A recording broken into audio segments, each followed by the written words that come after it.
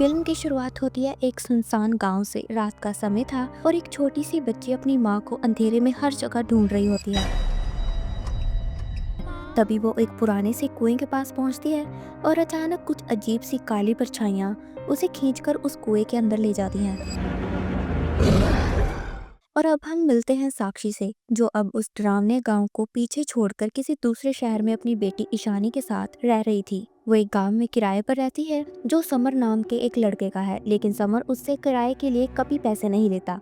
अब इस नए शहर में साक्षी एक स्कूल में टीचर की जॉब कर रही थी, लेकिन प्रॉब्लम ये थी कि वो अपनी बेटी ईशानी को पढ़ा नहीं पा रही थी। साक्षी स्कूल में प्रिंसिपल से रिक्वेस्ट भी करती है कि क्या वो अपनी बेटी को घर से पढ़ा सकती है, लेकिन प्रिंसिपल साफ मना कर देते हैं और कहते हैं कि अगर उसने ऐसा किया तो फिर बाकी पेरेंट्स भी यही डिमांड करने लगेंगे। दरअसल ईशानी को कुछ हेल्थ इश्यूज थे, जिसकी वजह से वो स्कूल जाने की हालत में नहीं है। जब साक्षी पढ़ाने के लिए स्कूल जाती है तो रानी नाम की एक केयर टेकर ईशानी का ध्यान रखती है। ईशानी की सबसे बड़ी परेशानी ये है कि उसे धूप से एलर्जी है। जैसे ही वो सूरज की रोशनी में आती है उसकी स्किन जलने लगती है। इसी वजह से साक्षी चाहकर भी उसे स्कूल नहीं भेज पा रही थी और इसी सिलसिले में वो प्रिंसिपल से बात भी करती है, लेकिन प्रिंसिपल तो बिल्कुल टस से मस नहीं होता और कहता है कि तुम्हारी बेटी को स्कूल आना ही पड़ेगा। वैसे अब साक्षी को उस डरावने गांव को छोड़े हुए 7 साल हो चुके थे और ईशानी अब पूरे 7 साल की हो गई है। साक्षी अपनी बेटी का बहुत ध्यान रखती है और अब उसने ठान लिया है कि चाहे जो हो जाए वो अपनी बेटी को स्कूल जरूर लेकर जाएगी। इसलिए वो ईशानी को सिर से पांव तक कपड़ों से ढक देती है ताकि सूरज की कोई किरण उसके शरीर को छू भी न सके। इसी तरह से वो उसे स्कूल लेकर जाती है और उसकी पढ़ाई शुरू करवाती है। ईशानी वैसे भी काफी स्मार्ट है और हमेशा अपनी मम्मी से अजीब सी बातें और सवाल पूछती रहती है। इसी दौरान समर भी अक्सर उनके घर आता जाता रहता है, जो कि असल में एक पुलिस ऑफिसर है और ईशानी भी उसे अच्छे से जानती है। उन दोनों के बीच एक खास बॉन्ड है। अब रात को साक्षी अपनी बेटी को कहानी सुनाकर सुला देती है और फिर बाद में समर से मिलने जाती है। जितनी बार भी वो दोनों मिलते हैं साक्षी हमेशा समर को थैंक यू कहती है, क्योंकि उसने वाकई में बहुत मदद की है। वो लोग जिस घर में रह रहे थे वो समर का ही है, लेकिन पिछले 7 सालों से उसने कभी किराए की बात तक नहीं की। समर का कहना है कि ये घर उसकी माँ का था और अगर उसकी माँ जिंदा होती तो वो भी साक्षी से पैसे नहीं लेती। इसके बाद कहानी हमें वापस ले जाती है छोरी 1 के फ्लैशबैक में।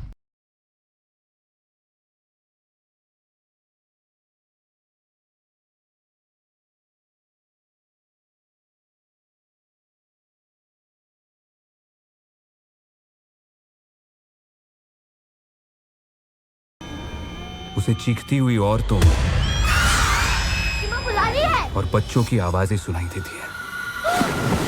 एक ऐसा गांव जहां पर बेटियां पैदा होते ही मार दी जाती थी।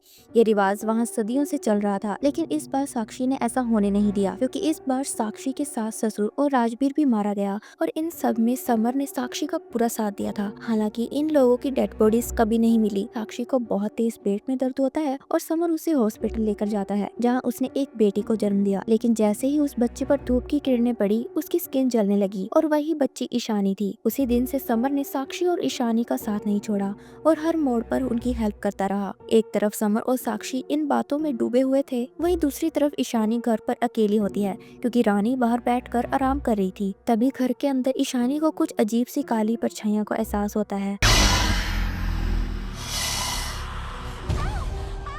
जैसे ही वो उनके पास जाती है वो शैतानी ताकतें उस पर काबू पा लेती हैं और उसे अपने साथ ले जाने लगती हैं। जब रानी की नजर पड़ती है कि कोई ईशानी को चुपचाप कहीं ले जा रहा है तो वो फौरन उसका पीछा करने लगती है। लेकिन जैसे ही वो लोग घर के बाहर निकलते हैं कुछ अजनबी लोग आते हैं और रानी के साथ साथ ईशानी को भी किडनैप करके वहाँ से ले जाते हैं। दूसरी ओर जब साक्षी घर लौटती है तो वो देखती है कि दरवाजे खुले हुए हैं और घर बिल्कुल खाली पड़ा है। ये देखकर साक्षी बहुत डर जाती है और बिना देरी किए समर को भी वहाँ बुला लेती है। समर तुरंत अपनी 1-2 पुलिस टीम को अलग अलग दिशाओं में भेज देता है ताकि वो ईशानी को ढूंढ सके। लेकिन साक्षी अंदर से पूरी तरह घबरा जाती है, क्योंकि अगर उसकी बेटी जल्दी नहीं मिली तो सुबह होते ही धूप में आते ही उसकी जान खतरे में पड़ सकती है। इतने में समर का कॉल आता है और वो उसे बताता है कि सीसीटीवी फुटेज में ईशानी दिखाई दी है और पता चलता है कि प्रधान के लोग ईशानी और रानी को उठाकर ले गए हैं। ये वही रहस्यमयी गाँव है जहाँ छोरी फिल्म खत्म हुई थी। चारों तरफ गन्नों के खेत और बहुत सारे रास्ते भी थे। इन्हीं में से एक रास्ते में एक आदमी आता है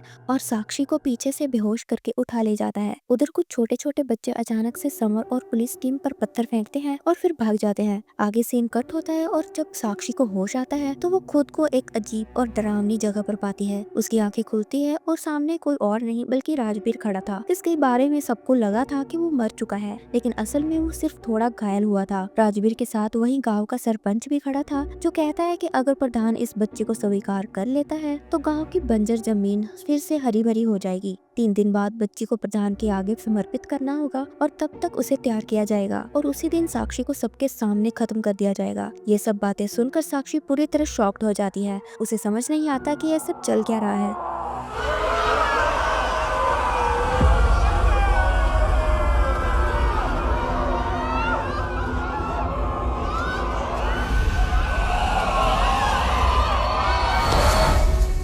उधर समर और बाकी पुलिस वालों को गांव में कुछ खास नहीं मिलता तो वो मायूस होकर वापस लौट जाते हैं। इसके बाद साक्षी को एक अंधेरी काल कोठरी में बंद कर दिया जाता है और दूसरी तरफ ईशानी को भी एक अलग सी जगह में कैद रखा गया था। वहीं पर सहानी नाम की एक लड़की आती है जो खुद को लड़का बताती है, लेकिन असल में वो लड़की होती है। वो ईशानी को एक तरह का जड़ी बूटी वाला काढ़ा पीने को देती है। ईशानी उस काढ़े को पीने से मना कर देती है। उधर साक्षी को दिखाया जाता है जो उस अंधेरी काल कोठरी से बाहर निकलने की पूरी कोशिश में लगी होती है, लेकिन वो जगह ऐसी थी कि वहाँ से भागना ऑलमोस्ट इम्पॉसिबल था। थोड़ी देर में वहाँ दासीमा आती है जो असल में प्रधान की ही बीवी है और अब वो ईशानी को अगली दासी बनाने की तैयारी कर रही थी, यानी अब ईशानी को एक औरत के रूप में ट्रेन किया जा रहा था। फिर सीन कट होता है राजबीर की तरफ, जो सरपंच से रिक्वेस्ट करता है कि उसे कुएं में शामिल कर लिया जाए, मगर सरपंच कहता है कि अगर 3 दिन बाद प्रधान ने उस बच्ची को एक्सेप्ट कर लिया तो उसे अपनी बीवी का गला सबके सामने काटना होगा, तभी तुम वापस कुएं का हिस्सा बन पाओगे। इसके बाद दासीमा दोबारा ईशानी के पास आती है और उसे अपना बनाया हुआ खास काढ़ा देती है। उसका कहना था कि अगर उसने ये काढ़ा पी लिया तो वह बहुत ताकतवर बन जाएगी और कुछ ही दिनों में पूरी तरह से औरत भी।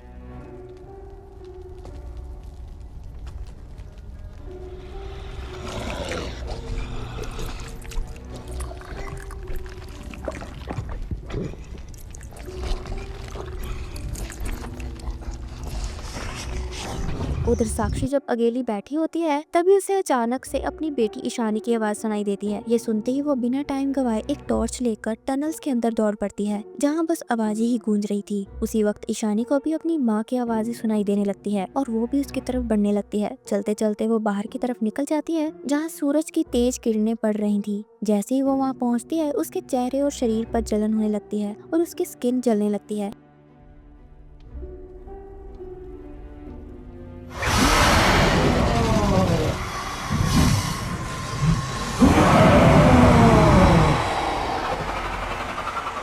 तुरंत दौड़कर वहां पहुंचती है। वो ईशानी को वापस अंदर लेकर जाती है और देखती है कि उसके शरीर के कई हिस्से बुरी तरह से जल चुके हैं। फिर वो उसके पूरे शरीर पर खास लेप लगाती है, जिससे कुछ ही देर में ईशानी की हालत थोड़ी नॉर्मल हो जाती है। जैसे ही वो उसे ठीक कर रही थी तभी वहाँ सरपंच साहब आ जाते हैं। फिर सरपंच गुस्से में दासीमा के पास आता है और साफ कहता है कि ये उसकी जिम्मेदारी है इसे ठीक करने की, और अगर ये लड़की औरत नहीं बनी तो प्रधान तुझे जान से मार देंगे। इसे साफ पता चलता है कि चाहे दासीमा के पास कितनी भी शक्तियाँ क्यों न हो, उसकी खुद की कोई इज्जत नहीं बची। और जो प्रधान जी का ताप और चढ़ गया, इब की बार पूरा का पूरा गांव भस्म हो जाएगा, और उससे पहले तू और मैं। यहाँ तक कि सरपंच भी उससे बदतमीजी से ही बात करता था, मगर दासीमा बिना डरे बोलती है कि वो अपना काम सही से कर रही है और ईशानी बहुत जल्दी ही पूरी तरह से औरत बन जाएगी। उधर समर को दिखाया जाता है जो तलाश करते करते उसी खतरनाक जगह पर फिर से पहुंच चुका था, जहाँ उसे एक पुराना कुआं दिखाई देता है। उसके साथ इस बार कोई बड़ी फोर्स नहीं होती, बस एक कांस्टेबल साथ में था। समर उससे कहता है कि अगर वो कल शाम तक वापस नहीं लौटा तो तुम यहाँ तुरंत पुलिस फोर्स भेज देना। इतना बोलकर वो उस जगह के अंदर चला जाता है। अब सीन कट होता है ईशानी और दासीमा की तरफ, जहाँ दोनों साथ में बैठी होती हैं। यहाँ ईशानी दासीमा से कहती है कि वो उसे एक कहानी सुनाए। इस पर दासीमा उसे एक कहानी सुनाती है। एक वक्त की बात है, एक राजा, उसके कोई संतान न थी। उसने सूर्य महाराज की तपस्या करी। सूर्य महाराज की कृपा से उसके घर एक छोरी का जन्म हुआ, लेकिन छोरी ने देख राजा गुस्से में आग बबूला हो गया। गुस्सा क्यों? क्योंकि राजा ने छोरा चाहिए था, छोरी तो कभी ना, छोरी तो वो छोरा। राजा ने सूर्य महाराज से शिकायत करी, मने तो छोरा चाहिए जो मेरे बाद मेरे वंश ने आगे बढ़ा है। इस छोरी ने मैं यही फेंक के जा रहा हूँ। सूरज भी क्रोध में तप गया और बोलिया, इस छोरी ने मैं अपनी अग्नि से ये भी भस्म कर दूंगा। और सूरज की तेज किरण से छोरी का बदन झुलसने लगा। उसका पूरा शरीर लाल हो गया। रात्रि की तरह।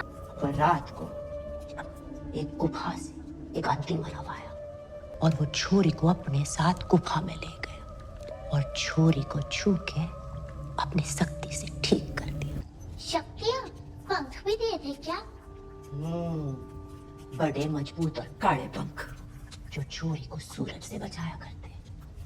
छोरी खुश रहना थी। ये सुनकर ईशानी पूछती है कि अगर राजकुमार ने मुझे पसंद कर लिया तो क्या मेरे भी पंख निकलेंगे? जिस पर दासी माँ कहती है कि हाँ, लेकिन इसके लिए तुम्हें अपने प्रधान के सामने खुद को समर्पित करना होगा, जिसके लिए ईशानी मान जाती है। अब हम साक्षी को देखते हैं जो अभी भी उसी अजीब जगह में कैद थी। तभी वहाँ उसके पास कुछ औरतें आती हैं जो उससे मदद मांगती हैं, लेकिन ये सब सिर्फ उसका वहम था। थोड़ी ही देर बाद असली में वहाँ रानी पहुँचती है, जिसे भी किडनैप करके यहाँ पर लाया गया था। लेकिन इसके कुछ ही समय बाद वहाँ राजवीर भी आ जाता है और रानी को बहुत ही बुरी तरह से मार डालता है। ये सब देखकर साक्षी पूरी तरह से हैरान थी। दूसरी तरफ हम देखते हैं कि ईशानी के पेट में अचानक से बहुत तेज दर्द शुरू हो जाता है और दासी माँ तुरंत समझ जाती है कि माहवारी की प्रक्रिया पूरी हो चुकी है, यानी अब ईशानी पूरी तरह से तैयार है प्रधान के सामने समर्पित होने के लिए। यहाँ साक्षी राजवीर से कहती है कि ईशानी हमारी बेटी है।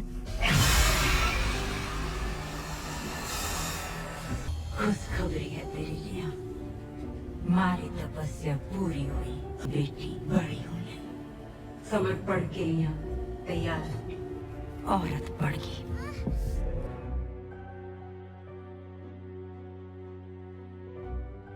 हमें उसे बचाना चाहिए, लेकिन राजवीर तो जैसे पागलपन की हद पार कर चुका था। वो उल्टा साक्षी को ही बेरहमी से पीटने लगता है। इतना मारता है कि साक्षी अधमरी हालत में पहुंच जाती है। अब पूरे गांव में ये बात फैल चुकी थी कि ईशानी समर्पण के लिए पूरी तरह से तैयार हो चुकी है, इसलिए अब उसे तैयार करने लगते हैं और प्रधान से उसकी शादी करवाने की तैयारियां भी शुरू हो गई थी। लेकिन इसी बीच दूसरी तरफ हम साक्षी को देखते हैं जो अधमरे हाल में धीरे धीरे रेंगते हुए एक कुएं की ओर जा रही थी और फिर वो उस कुएं में कूद जाती है।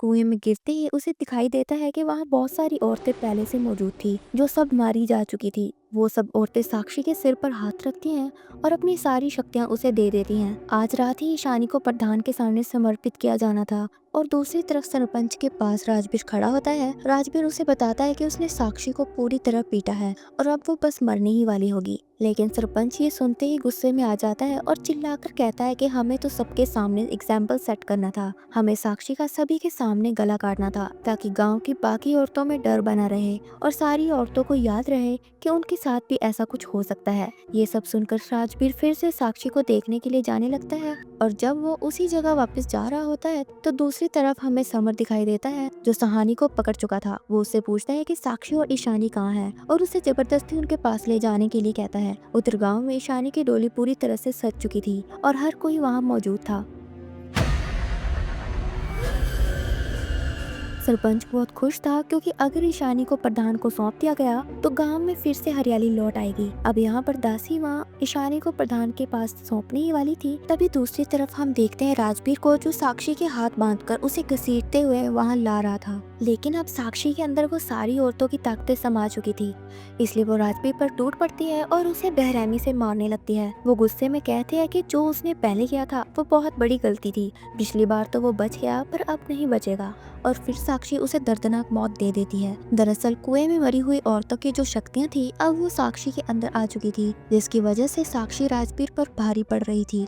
इसके बाद साक्षी समर से मिलती है और सब कुछ समझाकर दोनों उस जगह की ओर बढ़ने लगते हैं। तभी सरपंच के कुछ आदमी आकर रास्ता रोक लेते हैं, लेकिन समर साक्षी से कहता है कि वो जाकर सहानी को ढूंढे और तब तक इन लोगों को वो संभाल लेगा। और फिर समर उन्हें रोकने में लग जाता है। दूसरी तरफ हम देखते हैं कि दासी माँ ने पूरी तैयारी कर ली थी।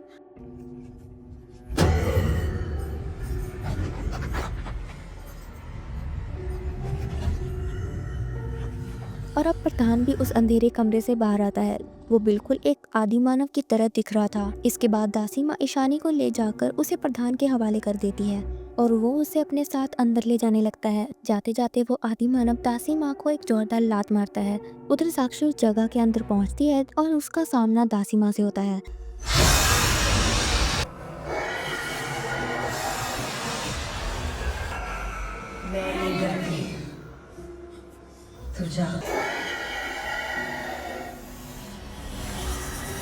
मर्जी नहीं होती।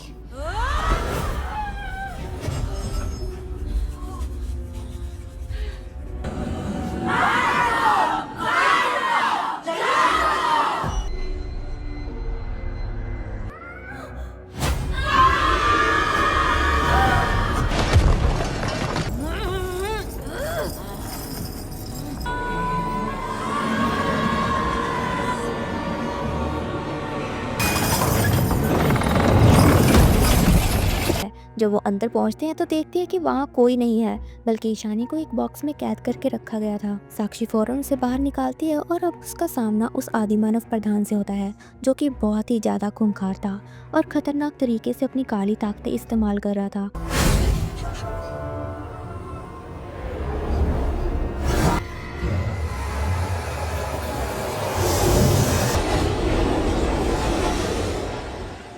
और ईशानी का समर्पण करने ही वाला था। तभी अचानक एक और काली शक्ति वहां आ जाती है। ये कोई और नहीं बल्कि दासी माँ की शक्तियां ही होती हैं, जो अब प्रधान से भिड़ने लगती हैं और ईशानी को बचा लेती हैं। ये सब देखकर साक्षी के चेहरे पर भी हल्की सी राहत आ जाती है, क्योंकि अब दासी माँ को भी आखिरकार ये एहसास हो गया था कि उसकी कोई कद्र नहीं है। उसे अब समझ आ गया था कि ये लोग उसे हमेशा से बस एक नौकरानी समझते आए हैं और इस रीति रिवाज के होते ही शायद उसकी कोई अहमियत ही नहीं बचेगी। दूसरी ओर पुलिस का बड़ा झुंड गांव में पहुंच चुका था और वो सरपंच समेत उसके सभी गुंडों को पकड़कर गिरफ्तार कर लेते हैं। इसके बाद दासी माँ और साक्षी ईशानी को लेकर वहां से निकलने लगते हैं, क्योंकि उन्हें डर था कि वो आदिमानव प्रधान कभी भी दोबारा जाग सकता है। वो तीनों मिलकर ईशानी को डोली में बिठाकर सूरज की रोशनी से बचाते हुए वहाँ से भाग रहे होते हैं, लेकिन तभी अचानक कुछ बेड़ियां आती हैं और साक्षी को पकड़कर घसीटते हुए अपने साथ ले जाती हैं। दासी माँ उसे बचाने की कोशिश करती है, लेकिन वो नाकाम रही। वो जैसे ही कुएं में झांकती है तो साक्षी उसे कहती है कि इस दानव को मारना ही होगा, अगर इसे अभी नहीं रोका तो ये फिर से लौट आएगा। इस बीच वो जगह भी धीरे धीरे नष्ट हो रही थी, लेकिन इसके बावजूद साक्षी उस भयानक आदिमानव प्रधान से लड़ने लगती है और शायद उसने उसे सच में खत्म कर दिया होगा, क्योंकि उसके अंदर उन सभी मरी हुई औरतों की शक्ति आ चुकी थी। और इसी के साथ ये मूवी यहीं पर खत्म हो जाती है। उम्मीद है आपको ये वीडियो पसंद आई होगी, और अगर आई है तो इसे लाइक, शेयर और चैनल को सब्सक्राइब करना मत भूलना।